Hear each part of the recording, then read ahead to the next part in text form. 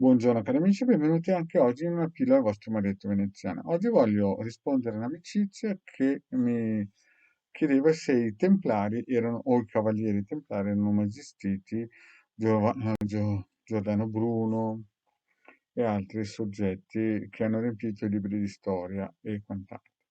Ma prima di iniziare a questa piccola live, il vostro Marietto veneziano vi vuole chiedere di iscrivervi al canale di Hildegarda, il canale del vostro Marietto veneziano, YouTube chiaramente, di venirci a trovare nei nostri gruppi social e anche in Telegram. E i link sono sotto qui in descrizione. Eventualmente, se vi piace scaricare ed avere degli ebook gratuiti di radionica radiostesia, nel sito Capitano ci sono almeno 20 ebook fra chirologia 4 e altri 16 libri ebook gratuiti di radionica e radiostesia.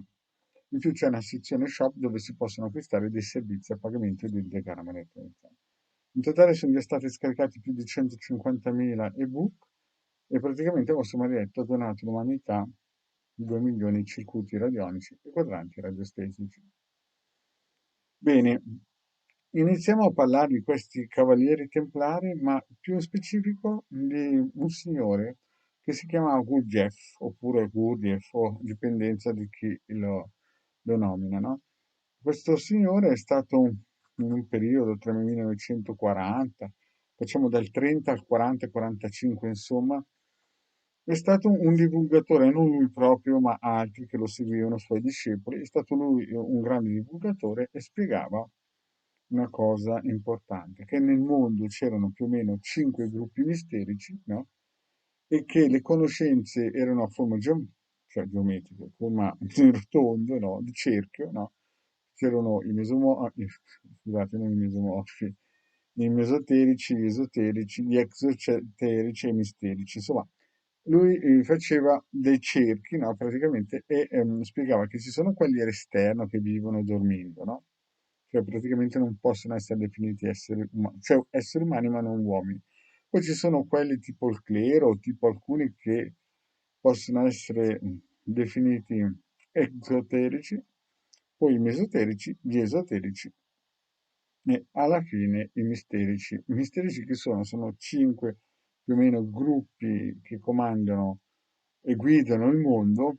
Io posso dirvi chiaramente dei cabalisti e dei tibetani per provvisti, ma secondo Gurdjieff c'erano anche i siriani e altre 2 o 3 categorie di gruppi misterici che guidavano l'umanità.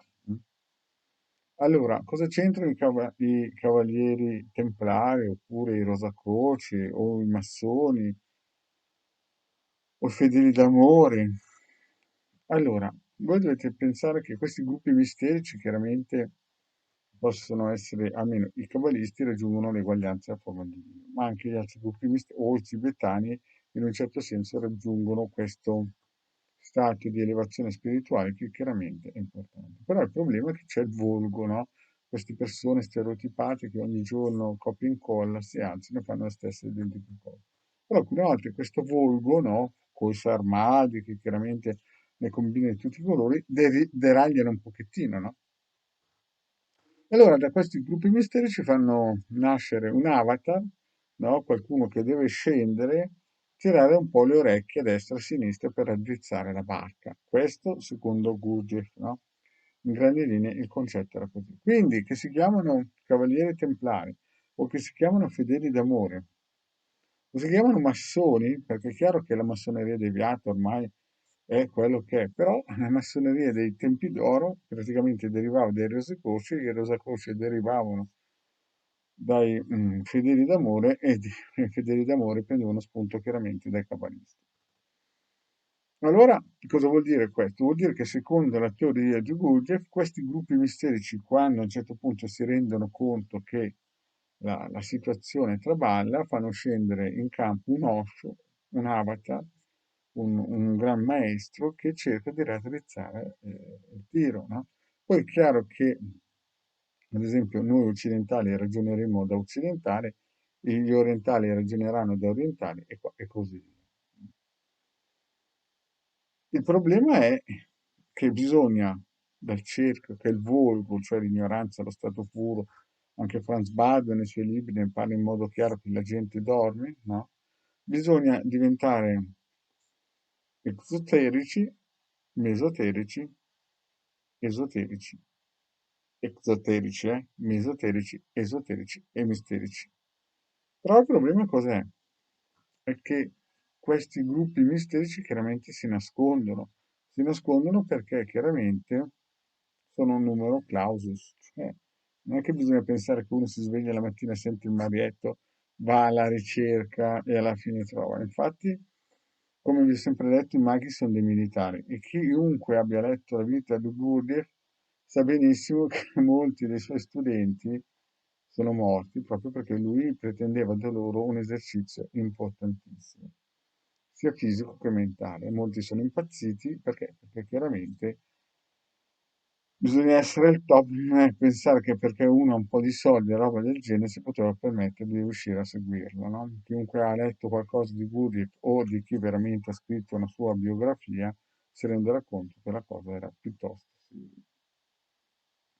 Quindi quelle baracconate da Volgo, no? Da social, aspettiamo la quinta dimensione, quelli che si mettono a fare i medium così che poi ne infestano più di altri, destra e sinistra, quelli non hanno proprio niente a che fare con questi cavalieri templari, che sicuramente saranno stati una formazione creata da questi gruppi misterici che esistono, i cabalisti e tibetani ne sono una qualità, ma ci sono anche i siriani, anche molti movimenti di egiziani, e poi c'è qualcos'altro ancora, però questi stanno nascosti. Infatti Gurdjieff diceva, voi potreste entrare in un monastero tibetano, ma non riuscireste mai a capire che dentro lì c'è proprio un gruppo misterico che sta guidando il mondo, no?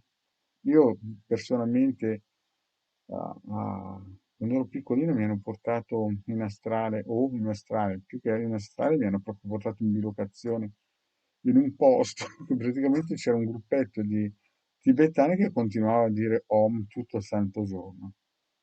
E io li guardavo, erano veramente vecchi. Mi sono voltato verso il capitano degli Alpini di Torino e ho detto, ma come fanno per tutta questa energia, questa forza, per stare qui tutto il santo giorno a dire Om?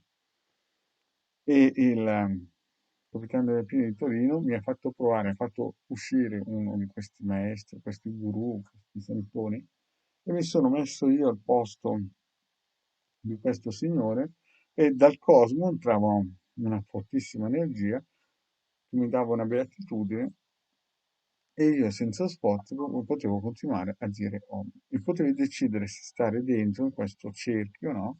Questo cerchio di beatitudine o uscire, no? Quindi Gustavo, cioè scusate, il capitano delle File di Torino mi diceva, guarda che se questi smettono di fare Om, il mondo implode, no? Cioè, il mondo come lo conosciamo noi implode. Quindi, ritornando ai Templari, no? Molto probabilmente, non in questa forma romanzata, è stato un gruppo che è dovuto uscire allo scoperto, mandato allo scoperto, e ha dovuto fare qualcosa per l'umanità di quel periodo lì. Perché vi ricordo che in quel periodo storico lì la gente moriva di fame come scarafaggi per strada. Bene, cari amici, grazie di avermi ascoltato e alla prossima, ciao.